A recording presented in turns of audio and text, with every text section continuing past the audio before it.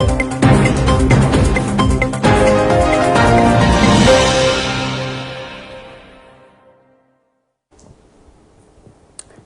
and gentlemen, thanks for joining us for the first edition of our 7 p.m. news this week over Camdees Television. Let's begin with our bullet points. 2025 presidential elections center region's readiness under scrutiny. This was during a meeting chaired this September 15, 2025 by Minister Paul Atanganji of Territorial Administration.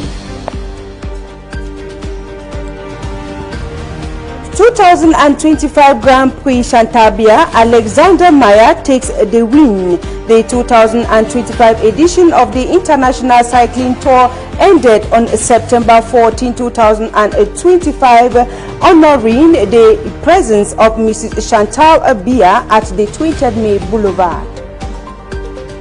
And we shall be talking news out of the country, where Malawi prepares to go to the polls tomorrow, September 16, 2025, with the comeback of 84-year-old Mutharika, who will be challenging incumbent President Lazarus Chakwera. These stories and more will be yours in a bit.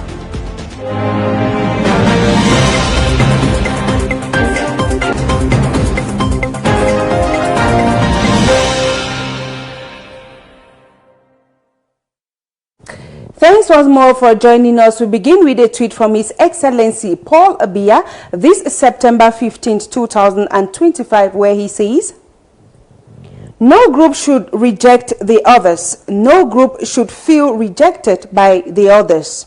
Let us banish prejudices and complexes which foster discord. Cameroon needs us all." His Excellency Paul Biya, President of the Republic of Cameroon. And as you heard in one of our lead stories, Minister Paul Atanganji of Territorial Administration has this Monday, September 15, 2025, chaired the high-level consultation meeting in Yaoundé to evaluate the region's preparedness ahead of the forthcoming presidential election slated for October 12, 2025. The meeting brought together senior administrative, legislative, and security officials of the center to review plans aimed at guaranteeing a peaceful, lawful, and well-organized elections. Bertrand Tita and Elise Yanda were our eyes and ears at the meeting and put together the following report. In his opening remarks, the Minister of Territorial Administration, Paul Atanganji, underscored the imperative of a calm electoral environment and called on all actors to tighten security measures across the region. It's important to reiterate esteemed instructions of President Paul that the elections must be carried out peacefully in an environment void of disorder. The participants were instructed to step up security posture in and around polling centers, transport routes, and administrative hubs. The minister stressed coordinated actions by police, gendarmerie, and other security services to deter disturbances and respond rapidly to incidents. For all the stakeholders to have a responsible behavior, because the presidential election gives us the opportunity to serve the image of Cameroon. So we have to be very responsible in our pronouncements. Political actors must bear in mind what President Paul Biya is a great statesman. Officials were repeatedly reminded of the need to abide by legal framework and to ensure that security deployments respect citizens' rights and the neutrality of public institutions. Emphasis was placed on information sharing between administrative authorities, lawmakers, and security workers to identify risk early and to mount joint responses when necessary. It's important for us to put in place all the proper mechanisms to accompany the election, which remains an independent body in charge of the organization of the presidential election. So as umbrella of the arm of all, the arm of the government, we, the administrative authorities, will just accompany the process for a LECAM to carry out its responsibility in a serene environment.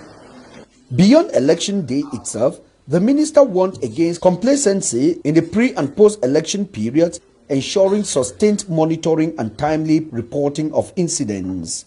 We have to reinforce all the mechanisms so that we can have public order. Because if we don't have public order, we can have some disturbances.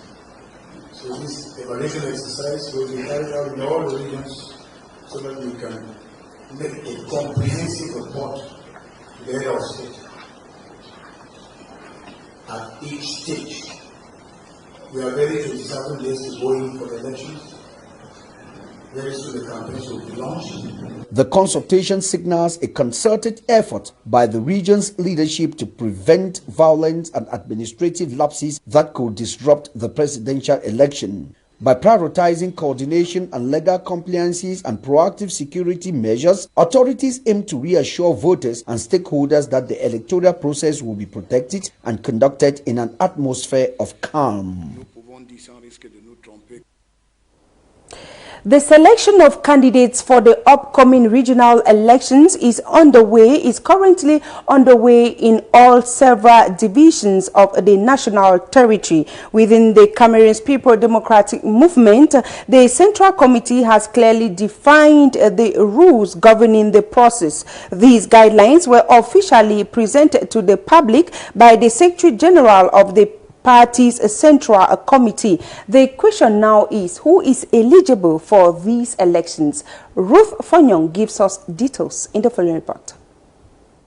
A total of 900 seats are to be contested across the national territory in the upcoming regional elections. To ensure the smooth conduct of this process, the Cameroon People's Democratic Movement (CPDM) has laid out clear guidelines on how candidates can secure investiture as divisional delegates. For this election, the division will serve as the electoral constituency, and each candidate is required to personally submit their application documents to the competent divisional commission. To qualify, candidates must satisfy both legal and party-specific requirements. Legally, a candidate must be at least 23 years old on election day, be literate in both English and French, reside with the region of candidacy, and meet the general conditions of eligibility as prescribed by national law. Beyond these provisions, the party expects aspirants to demonstrate a strong political record, notable services rendered to the party, militant commitment, discipline, and tangible conditions to the CPDM's growth and visibility. Candidates must also embody loyalty, morality, and faithfulness while upholding the principles of peace, unity, and national integrity. The candidacy submission process requires a well-structured set of documents for the general electoral process. These include a declaration of candidacy in triplicate with legalized signatures, a certified copy of the birth certificate, a certificate of nationality, a criminal record extract issued within the past 3 months, and proof of payment of 50,000 francs as the electoral deposit. On the party side, candidates must also submit an official application form issued by the Secretary General of the Central Committee, a collective form from the same authority, and a declaration of honor pledging to respect party decisions concerning their candidacy. Additionally, requirements include a curriculum vitae, a photocopy of the party membership card, a proof of membership contributions since 2020, a receipt of 25,000 francs for the processing of the file, a statement of services rendered, and an attestation of good conduct issued by the president of the CPDM section. The investiture process is overseen by several party structures, notably the National Investiture Commission, the Regional Control Commission, and the Divisional Commission for Reception and Analysis. Once the presidents and mission leaders of the divisional commissions have been designated, the process of reviewing, evaluating, and endorsing candidates begins under their supervision. The second mandate of Cameroon's regional elections is scheduled for November 30, 2025. More than just a political exercise, these events represent a significant step in consolidating democratic governance and deepening the decentralization reforms initiated 5 years ago. By enforcing strict eligibility eligibility conditions, and a transparent investiture procedure, the CPC and the nation at large aim to guarantee that only disciplined, loyal, and competent representatives emerge from the process, leaders who embody the spirit of unity and are committed to building a stronger and more inclusive Cameroon. This September 15, 2025 marks World Day of Democracy, a significant occasion to reflect on the state of democracy globally and in Cameroon. As the world commemorates this day, Cameroonians join in celebrating the progress made in promoting democratic governance, respect for human rights, and freedom of speech. Bertrand Tita gives us an in-depth of this story in the following report. Cameroon has come a long way in its democratic journey since the return to multi-party politics in the early 1990s. The country has made significant strides in promoting democratic values, including the existence of multiple political parties, a vibrant media landscape, and a citizenry that enjoys relative freedom to express themselves. The ability of citizens to criticize government policies, engage in public debate, and access diverse sources of information is a testament to the progress made in promoting freedom of speech. The country's commitment to respecting human rights is also noteworthy. Cameroon has ratified several international human rights instruments and has made effort to domesticate these instruments into its national laws.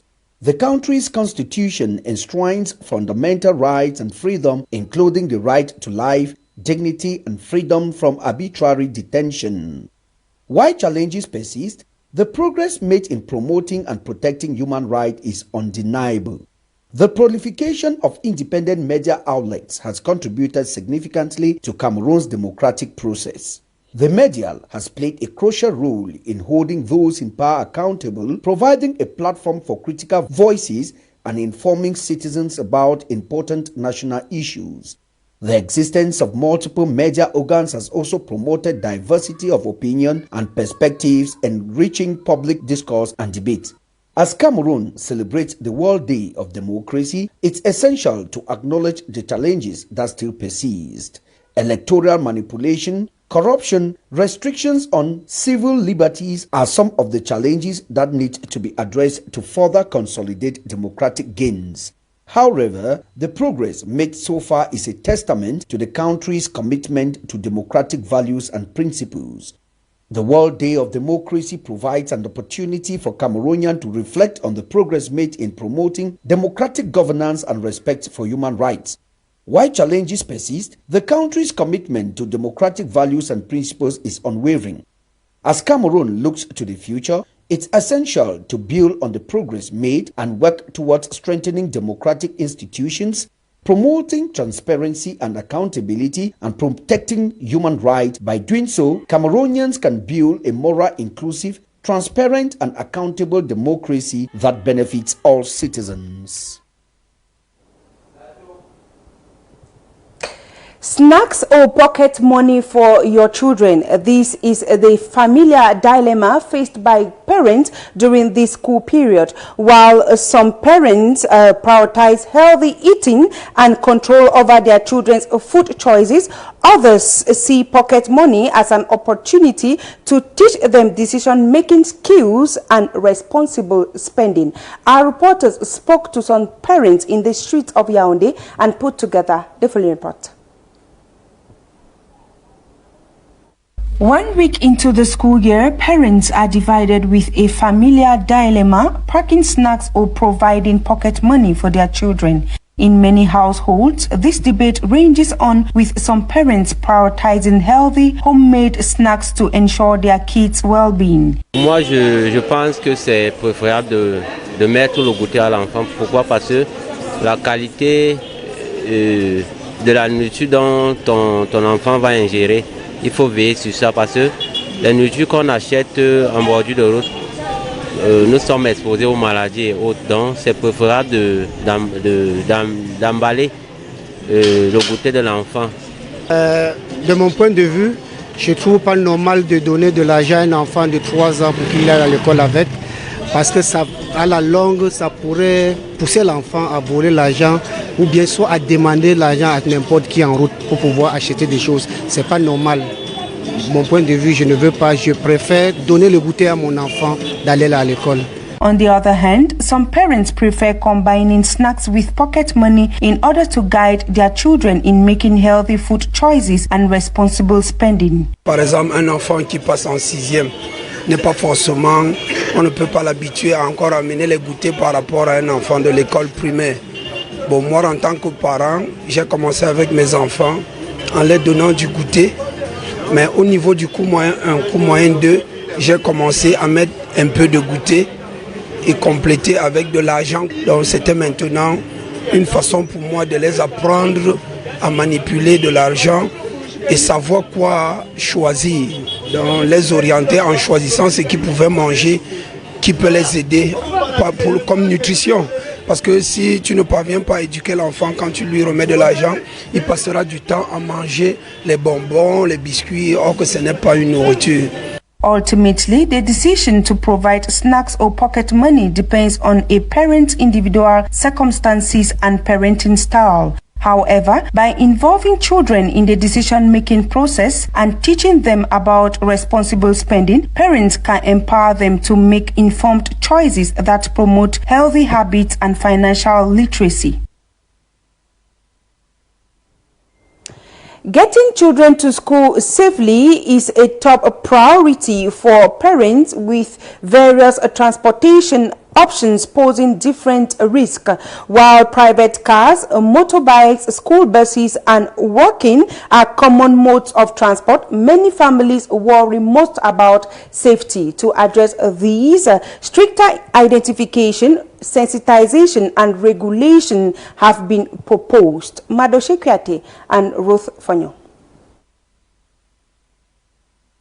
Parents have several options when it comes to transporting their children to school. Common means include private cars, motorbikes, school buses, and in some cases trekking. While some parents prefer to jointly arrange a car service for their children, others believe that motorbikes are a practical solution. Meanwhile, many parents still consider the school bus to be the safest and most reliable option. I prefer catapulting, like you're in a neighborhood, you tell your neighbors, oh, my kids are in the same area, why don't we arrange something? We make sure everyone contributes their share and we take a transport service for the kids. The motorcycle is very safe means of transport, really safe. At 6 a.m., 7 a.m. there's always traffic. It can prevent most kids who live in a bit far from arriving at school on time. I prefer that the parents still send kids to school with school buses. It's better. For the sake of children's safety, parents emphasize the importance of knowing the full identity of those responsible for transporting them to school. This concern is particularly strong in relation to motorbike riders, where parents suggest that greater sensitization and regulation could help increase trust and accountability. Les parents doivent aussi prendre certaines mesures. Parents also need to take certain measures, you see. For example, get his national identity card for the child's safety. And it's about knowing where the motor rider lives and trying to get to know his parents too.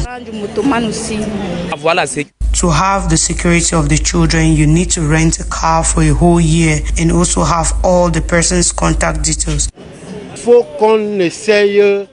We need to try to sensitize these bike riders and make them understand that it's not speed that makes you efficient. In fact, it's not speed that gives profitability in the morning. Most bike riders are undisciplined to the point where they overload 3, 4, 5 students on a motorcycle.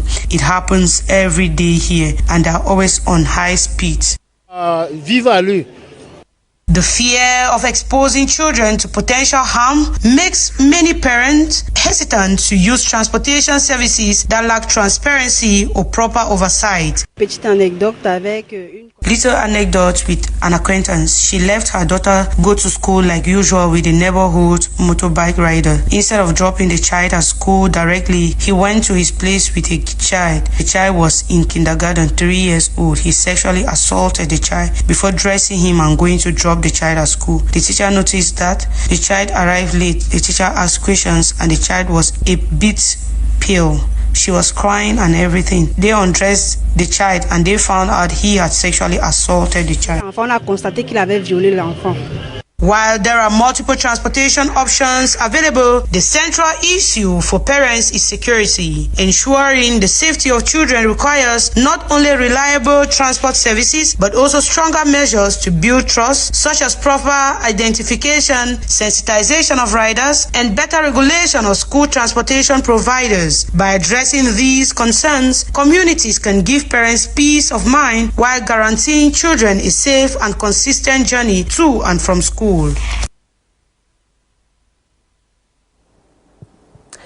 And if you're just joining us, it is the 7 p.m. news over Camdis television. We now take a tour out of the country. First stop will be in Malawi. As you heard in one of our lead stories, Malawians are preparing to go to the polls come tomorrow, September 16, 2025, with the combat of 84-year-old Mutharika, who will be challenging the incumbent President Lazarus Chakwera and 15 other candidates. Second stop will be in the Democratic Republic of Congo. These stories are compiled in the full report.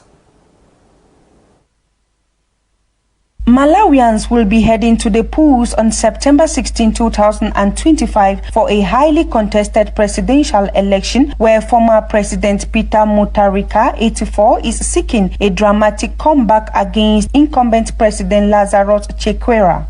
Mutharika, who led the country from 2014 to 2020, accuses Chakwera of economic mismanagement, citing rising inflation and food shortages. His supporters, particularly in rural areas, nostalgically recall his subsidy programs such as reduced fertilizer prices, which empowered farmers. In contrast, Chakwera's administration has faced criticism for corruption and failing to address economic woes. The election is seen as a test of Malawi's democratic resilience, with 17 candidates vying for the presidency. Ultimately, voters will decide whether to re-elect Chakwera or give Mutharika another chance to rescue the nation.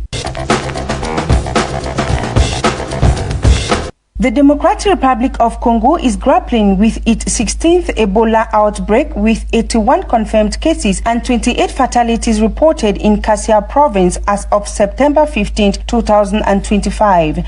The World Health Organization has begun vaccinating frontline health workers and individuals in contact with infected people using the Ervebo vaccine. Although 400 doses have arrived at the Ebola Bay, the outbreak's epicenter, the World Health Organization plans to request 40,000 to 50,000 additional doses to contain the spread. Given the virus's contagious nature and potential for cross-border transmission, particularly to neighboring Angola, experts stress the importance of swift action. Reduced international aid and weakened support structures complicate response efforts, emphasizing the need for sustained funding and robust public health measures to combat the outbreak. We bring you back to the country to talk sports. As you heard in one of our headlines, the 2025 edition of the International Cycling Tour Grand Prix Chantabia came to a close with Alexander Meyer winning the competition. The rider of Mauritius Island won the lap on Sunday, September 14, 2025 between Sangmelema and Yaoundé. The last day saw the presence of the First Lady, Mrs. Chantal Biya, during the closing ceremony, which took place at the 20th May Boulevard. Tabby Clarkson. First Lady, Madame Chantal Biya, handed the yellow jersey to the winner of the 25th edition of the International Cycling Tour, the Grand Prix Chantal Biya. The rider from the Mauritius Island, Alexander Henry Meyer, emerged the overall best rider of the race. Of the 5 stages of this 25th edition of the International Cycling Tour Grand Prix, Madame Chantal Biya Alexander Henry Maya won 3. He won the first lap between Akono and Lolodov of 101 kilometers. Won the fourth lap between Sarmelima Avebi and Meyomesala of 98.6 kilometers. And finally won the fifth lap between Sarmelima and Yaoundé of 175 kilometers. Alexander Maya and his teammates of the Mauritius Island really dominated the competition from start to finish, although the best team of the entire competition is that of the Dash with Captain Kamzon Clovis Abosolo, the Cameroonian rider, winning the lap between Yaoundé, Ebolova and Kolandom of 166 kilometers. During the final day of competition, First Lady Madame Chantal Biya graced the occasion with her presence as she presided over hostilities at the Yaoundé 20th Mai Boulevard. Madame Chantal Biya awarded gifts to all the riders and members of the various delegations who took part in the race. First Lady Madame Chantal Biya took time to shake hands, discuss, and at times took selfies with some of the members of the participating countries. Madame Chantal Biya, after awarding some prizes and trophies, also took time to shake hands with some members of the caravan. It was really a moment of communion, solidarity, togetherness, and above all, a moment of showcasing the grandeur of the Cameroonian people. It was a visible, happy First Lady, Madame Chantal Biya, who left the Yaoundé 20th Mai Boulevard after almost a 2-hour stay with the cycling family. Appointment has been taken for 2026 for yet another edition of the Grand Prix Cycling Tour Chantal Biya.